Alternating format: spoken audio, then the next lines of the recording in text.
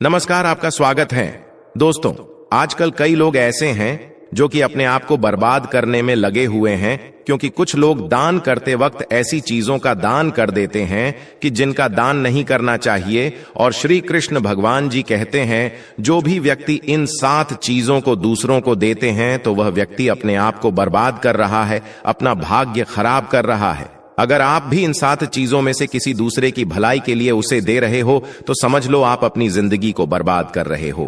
आजकल दोस्तों, कौन नहीं जानता, बाघ बताए गए उपाय कई लोग अपने घर में 100% विश्वास के साथ उनके बताए गए रास्ते पर चलते हैं और घर की दिशा और दशा दोनों ही बदल देते हैं।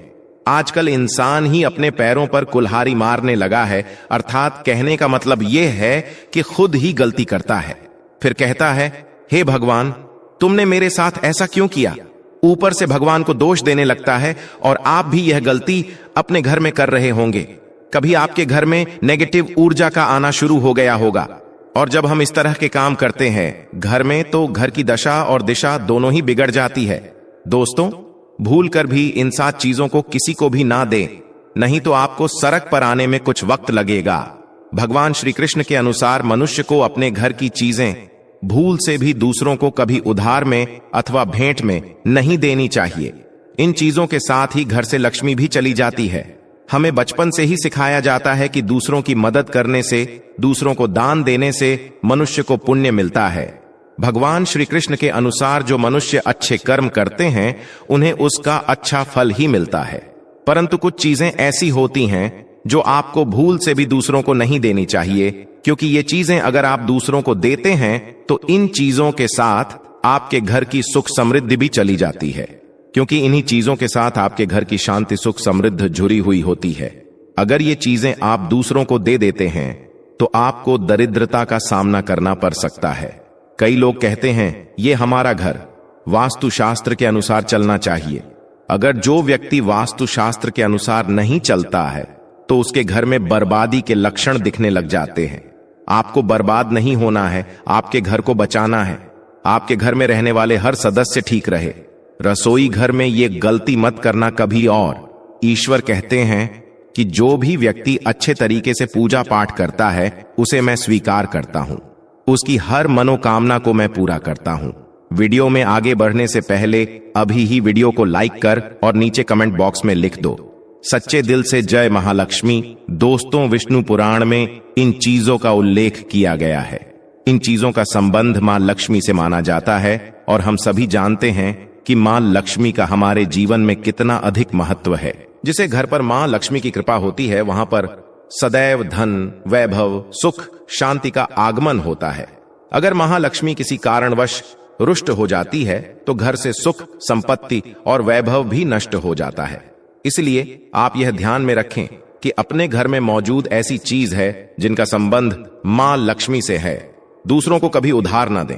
जो भी व्यक्ति आज इन 7 चीजों को अच्छी तरीके से जान लेगा तो वह व्यक्ति किसी को भी नहीं देगा और उसके घर में सुख शांति रहेगी। आज दोस्तों, कुछ भी हो जाए, आप इन 7 चीजों के बारे में जानकर ही जाना है।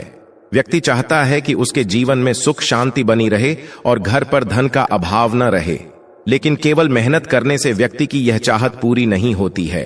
कई बार ऐसा होता है, आमदनी अच्छी होने और खूब मेहनत करने पर भी घर पर धन का अभाव बना रहता है। इसका कारण है जाने अनजाने में हुई गलतियां। शास्त्रों में ऐसी कई नीतियों के बारे में बताया गया है जिसका पालन करने पर जीवन की कई समस्याएं दूर हो जाती हैं।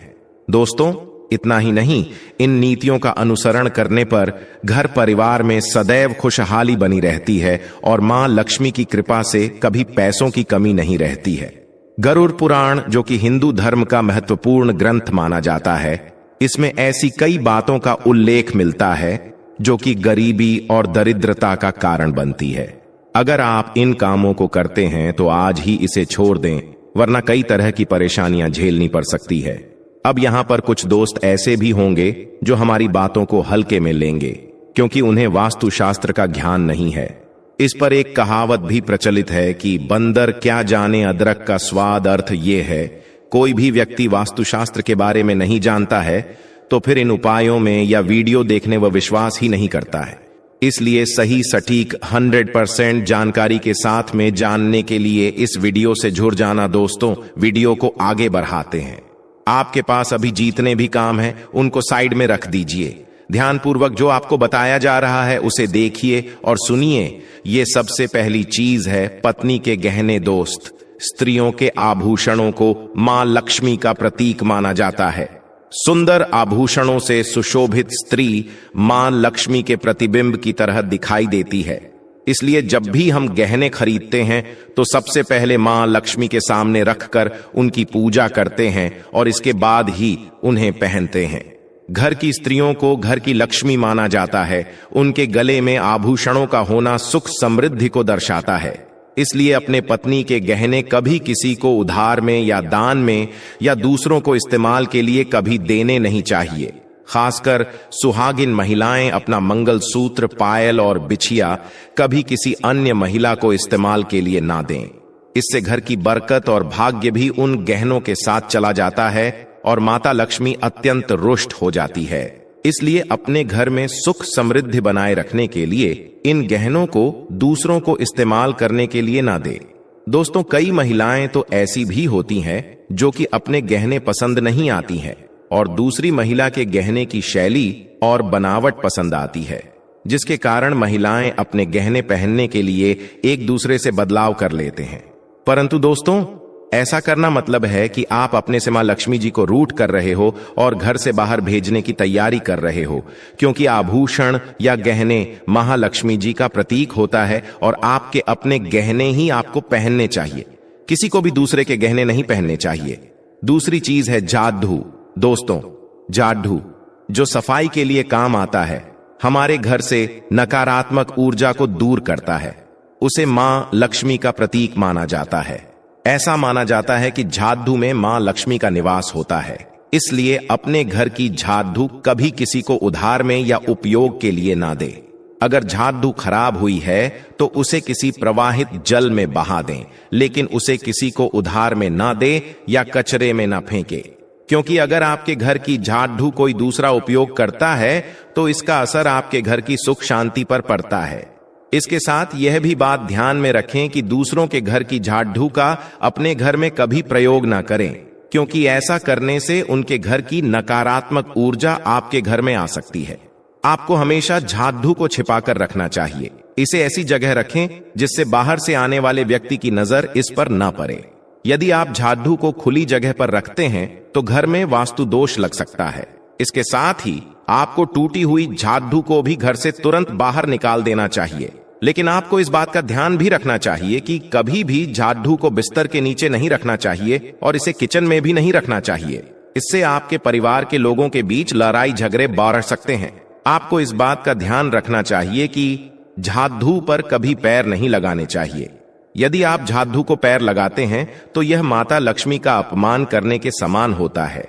झाड़ू को पैर लगाने से घर में वास्तु दोष हो सकता है और आपको आर्थिक हानि भी हो सकती है। अगर आप घर में झाड़ू रखती है तो इसे रखने के सही वास्तु नियमों के बारे में जरूर जान लेना चाहिए, जिससे आपकी आर्थिक स्थिति अच्छी बनी रहे और घर में खुशहाली आई। कभी भी आपको घर के किसी भी व्यक्ति के घर से बाहर निकलते ही आपको झाड़ू का इस्तेमाल नहीं करना चाहिए। इससे बाहर जाने वाले व्यक्ति को अपने कार्यों में सफलता नहीं मिलती है। दोस्तों, यही नहीं, यदि आपके घर में नई बहू का आगमन हो या बेटियां घर से ससुराल जा रही हों, तब भी आपकी तुरंत झाड़ू नहीं लगानी चाहिए। मान्यता है कि ऐसा करने से आपके घर की लक्ष्मी रूठ सकती है और आपको धन हानि हो सकती है। तीसरी चीज, सूरज डूबने के पश्चात दूध, दही, चावल, नारियल, आटा ऐसी सफेद चीजों का दान करना या दूसरों को उधार में देना अशुभ माना जाता है। ऐसा माना जाता है कि सफेद चीजों से बुरी नजर जल्दी लग जाती है, इसलिए सूरज अस्त होने के पश्चात अपने घर की वस्तुएं दूसरों को नहीं देनी चाहिए।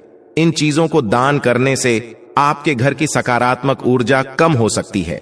अगर आप किसी को देना ही चाहते हैं, उन्हें बाजार से खरीद कर दे सकते हैं, परंतु अपने रसोई घर से उठाकर भूल से भी दूसरों को ना दें। खासकर नमक तो भूल से भी नहीं देना चाहिए। चौथी बात दोस्तों, मां लक्ष्मी धन की देवी है। मां लक्ष्मी हमारे घर में सदा विराजमान रहे हैं। ऐसा हमें सदा ही प्रयास करना चाहिए, जिससे घर पर महालक्ष्मी की कृपा होती है, वहां पर धन की वृद्धि अवश्य होती है। इसलिए अगर आपने अपनी पत्नी के पास कोई धन रखा हुआ है तो वह पैसा किसी को उधार में नहीं देना चाहिए। अगर आप किसी को अपनी पत्नी के पास रखा हुआ धन उधार में देते हैं तो आपके घर से लक्ष्मी चली जाती है और भविष्य में आपको पैसे की तंगी का सामना करना पड़ सकता है। खासकर त्योहार एकादशी के दिन अपनी तिजोरी में रखा हुआ धन दूसरों को कभी ना दे दोस्तों। पांचवी बात, महालक्ष्मी वैभव प्रदान करने वाली, सौभाग्य देने वाली ममता की मूरत है, साथ ही वह अन्नपूर्णा भी है। इसलिए हम अन्न ग्रहण करने से पहले मां अन्नपूर्णा को धन्यवाद अवश्य करते हैं। रसोई घर की शुद्धता और संपन्नता उतनी ही आवश्यक है जितनी धन की पांचवी वस्तु है रसोई घर का चकला, बेलन और तवा। जी हां, आपने रसोई घर का चकला, बेलन और तवा दूसरों को कभी इस्तेमाल के लिए या उधार में नहीं देना चाहिए। ये चीजें दूसरों को देने से आपका भाग्य भी उन्हीं के साथ चला जाता है। मां लक्ष्मी को अत्यंत प्रिय है, इसलिए ऐसा कभी ना करे। अपने घर का चकला, बेलन या तवा दूसरों के उपयोग के लिए कभी ना दे, नहीं तो आपके घर में दुर्भाग्य का वास हो सकता है। दोस्तों, छठवीं चीज है नुकीली वस्तु जैसी चाकू, कैंची तथा तलवार आदि भी कभी दान में नहीं देना चाहिए। ज्योतिष विद्या में ऐसा करना नुकसानदायक बताया गया है।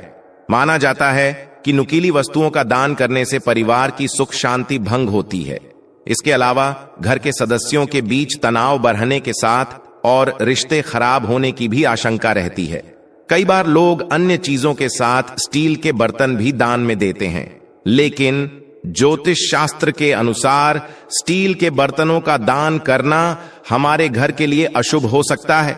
धार्मिक मान्यताओं के अनुसार स्टील के बर्तन दान करने से परिवार की सुख शांति भंग होती है और झगड़े आते हैं। इसकी वजह से घर में आर्थिक तंगी बनी रहती है। इसलिए स्टील के बर्तन दान करने से बचना चाहिए। अगर आप भी स्टील का बर्तन दान करते हैं तो आगे से ना करें। कभी भी प्लास्टिक से बनी चीजों का दान नहीं करना चाहिए। सूर्यास्त के बाद प्याज और लहसुन दान नहीं करना चाहिए। दोस्तों, सातवीं चीज है फटे हुए ग्रंथ और किताबें। माना जाता है कि कभी भी फटे हुए ग्रंथ और किताबों का दान नहीं करना चाहिए।